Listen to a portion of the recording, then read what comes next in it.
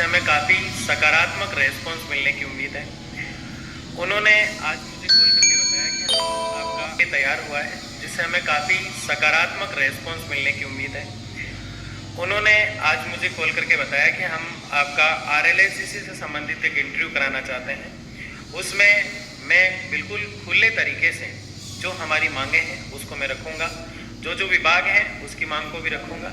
जितनी चीज़ें मैंने तय की है वो तो मैं रखूँगा ही, उसके लिए अलावा आप कमेंट बॉक्स में मुझे ये सजेस्ट कर सकते हैं कि क्या क्या महत्वपूर्ण मांगे उस इंटरव्यू के माध्यम से मुझे रखनी है, क्योंकि अब मीडिया का सपोर्ट जो है बहुत ज़रूरी है और एक प्रकार से फिर से हो हल्ला करने का समय आ चुका है। ठीक है ना? तो निश्चिंत रहें, बिल्कुल घबराने की आपको कतई ज़रूरत नहीं है। इस काम को हम और रफ्तार दे रहे हैं। पिछले 4 महीने से हम RLSCC को लेकर प्रयास करते हैं। आज की इस चर्चा को आप ध्यान से सुनिएगा। पिछले 4 महीने से लेकर इस भागदौड़ का रिजल्ट ये रहा कि हमने RLSCC बोर्ड जो है उसका गठन करवा दिया था। उसके बाद उसके नोटिफिकेशन को लेकर नई सरकार के अंदर हमने भागदौड़ को शुरू किया। इस नई सरकार में RLSCC फाइल को लेकर कई गतिविधियां हुई और लगातार RLSCC की फाइल जो है वो अपनी कंटिन्यू गति कर रही थी। लेकिन इन पिछले 3 और 4 दिन के अंदर सचिवालय की छुट्टियां थी अधिकतर, इसलिए RLSCC का काम थोड़ा सा धीमे हुआ। अभी हमारी फाइल कैलाश जी के पास है और वहां से उसको मूव करवाना पड़ेगा।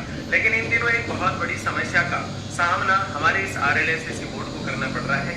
गवर्नमेंट एक नया CA हायर करेगी और उसके बाद जो है इसके नोटिफिकेशन की ओर हम गति करेंगे। अब इस काम में काफी समय लगेगा, इसलिए अब हम लोगों को थोड़ा एक्टिव होना पड़ेगा। इस भागदौड़ के सिलसिले में मैं काफी प्रयास कर रहा हूँ। इन दिनों आप देख रहे हैं अलग अलग मंत्रियों और विधायकों से भी मिलने का प्रयास कर रहा हूँ, अलग अलग सचिवों से, प्रशासनिक सुधार सचिवों से भी मिलने का प्रयास कर रहा हूँ। लेकिन मुझे लगता है कि इस गति को मुझे तेज करना पड़ेगा। इसी दौरान मेरे कॉलेज सिस्टम को प्रेशराइज किया गया और मेरी ट्रेनिंग बेंगलोर दे दी गई। लेकिन मैंने प्रयास करके, रिक्वेस्ट करके, हाथाजोड़ी करके मेरे इस ट्रेनिंग को तो मैंने कैंसिल करवा दिया कि मैं अब बेंगलोर नहीं जा रहा हूँ। ये खुशी की बात है। लेकिन सबसे बड़ी बात ये कि जो इकोनॉमिक सोर्सेज आते थे, जो पैसा आता था वो कॉलेज से आता था, जिससे मैं भागदौड़ कर पा रहा था। लेकिन अब मुझे लगता है कि मुझे एक लंबी छुट्टी लेनी पड़ेगी। पहले काफी पैसे खर्च हुए और जो मैंने जो है अपने स्तर पर उनकी व्यवस्थाएं कर ली थी। आप लोगों ने मुझे कई बार कहा कि सर आपको जरूरत है तो आप कहिएगा, लेकिन मुझे कभी जरूरत पड़ी नहीं, क्योंकि जो 50, 60, 70 हजार रुपए आते थे महीने के, उस हिसाब से मैं अपना काम चला लेता था।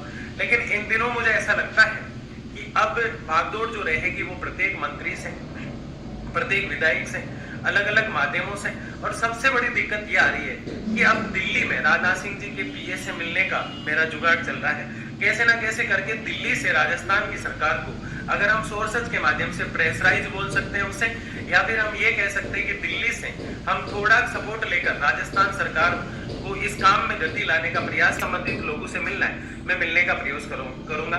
लेकिन आप लोगों का सहयोग अब अपेक्षित है। आप लोगों में से अधिकतर लोग सहयोग कर पाएंगे तो ही मैं आगे बढ़ पाऊंगा। मैंने कोई ऐसे रखा नहीं है कि आप लोग 5,000 डाले, 4,000 डाले, ऐसा ना डालना है आपको, ना आपको हजारों रुपए डालने हैं। जितना आप सहयोग कर सकते हैं छोटा मोटा, ताकि हमारे इस काम को गति मिल जाए। क्योंकि इतनी गाड़ियां जाती है, इतनी टीम जाती है, तो बहुत खर्चा आता है। आपके इस RLSCC बोर्ड के चक्कर में मैंने अपना जो रोजगार है उसका जितना पैसा आता है वो लगाने का प्रयास किया।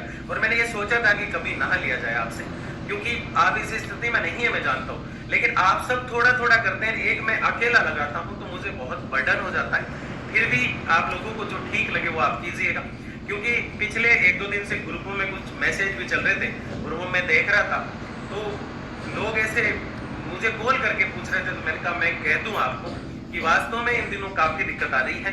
एक साथी ने 4 रुपए डाले तो बहुत शर्मिंदगी वाला माहौल मुझे लगा कि यार इसके पास इतने ही थे। लेकिन इस तरह से ना करें, जिससे जितना हो पाए वो प्रयास करके हेल्प करें। ये मेरी हेल्प नहीं है, मैं पहले कह रहा हूँ। मुझे आप नहीं भी डालेंगे तो मुझे कोई फर्क नहीं पड़ेगा। ये आप लोगों के काम के लिए आपसे आह्वान कर रहा हूँ मैं।